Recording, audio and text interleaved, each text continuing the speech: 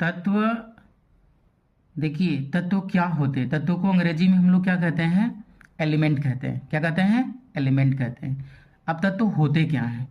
तत्व वे शुद्ध पदार्थ हैं जिसमें एक समान प्रकार के परमाणु विद्यमान रहते हैं। तत्व क्या है? तत्व वे शुद्ध पदार्थ हैं जिसमें एक समान प्रकार के परमाणु क्या रहते हैं, विद्यमान रहते हैं। एक समान प्रकार के परमाणु का क्या मतलब हुआ? जैसे मान लीजिए कि लोहा है ना, तो लोहा है तो लोहा में जब भी परमाणु होगा तो किसका होगा, लोहे का होगा। या हमारे घरों में जो तार फैला हुआ है बिजली का, उसमें हम लोग कापर का तार यूज करते हैं। कापर का तार यूज करते हैं तो कापर में कापर का ही ना परमाणु है। ऐसा तो नहीं है कि कापर में हमने लोहा मिला दिया है।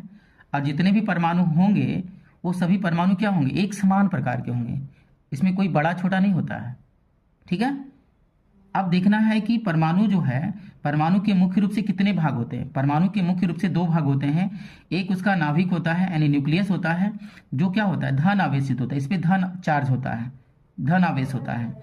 दूसरा क्या होता है, नाभिक के चारों ओर की विशालकाय जो है कक्षाएं होती हैं, जिसमें इलेक्ट्रॉन क्या करते हैं, चक्कर लगाते हैं। जैसे देखिए इसमें, देखिए ये जो सेंटर में है, ये सेंटर में क्या है, ये न्यूक्लियस है, नाभिक है ना।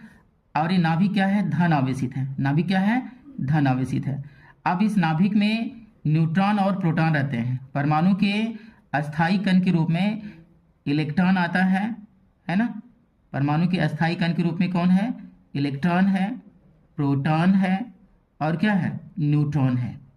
परमाणु के अस्थायी कण में कौन कौन आते हैं, इलेक्ट्रॉन आता है, प्रोटॉन आता है और कौन है, न्यूट्रॉन है। तो इलेक्ट्रॉन जो है नाभिक के बाहर जो कक्षाएं होंगी, उन कक्षाओं में इलेक्ट्रॉन क्या करता है, चक्कर लगाता है। इलेक्ट्रॉन क्या करता है, चक्कर लगाता है। इलेक्ट्रॉन पे ऋण आवेश होता है। इलेक्ट्रॉन पे क्या होता है, ऋण आवेश होता है। लेकिन जो नाभिक है, नाभिक जो है वो धनावेशित होता है। और धनावेश किसके कारण है, प्रोटॉन के कारण, क्योंकि प्रोटॉन पे धन आवेश होता है। प्रोटॉन पे कैसा आवेश होता है, धन आवेश होता है। ये जो न्यूट्रॉन है, न्यूट्रॉन पे कोई चार्ज नहीं होता है। न्यूट्रॉन क्या होता है, न्यूट्रॉन विद्युत उदासीन होता है। न्यूट्रॉन क्या होता है, विद्युत उदासीन होता है, मतलब इसके ऊपर कोई चार्ज नहीं होता है। ठीक है। तो ये है मतलब एटम का स्ट्रक्चर। किसी भी एटम का हमने एक स्ट्रक्चर दिखा दिया कि ऐसे ही एटम का स्ट्रक्चर होगा। और उसमें अगर देखा जाए तो कक्षाएं देखिए, जैसे मान लीजिए ये न्यूक्लियस है, ठीक है। अब ऐसी बहुत सी कक्षाएं हो सकती हैं, आप देख सकते हैं ऐसी बहुत सी कक्षाएं हो सकती हैं।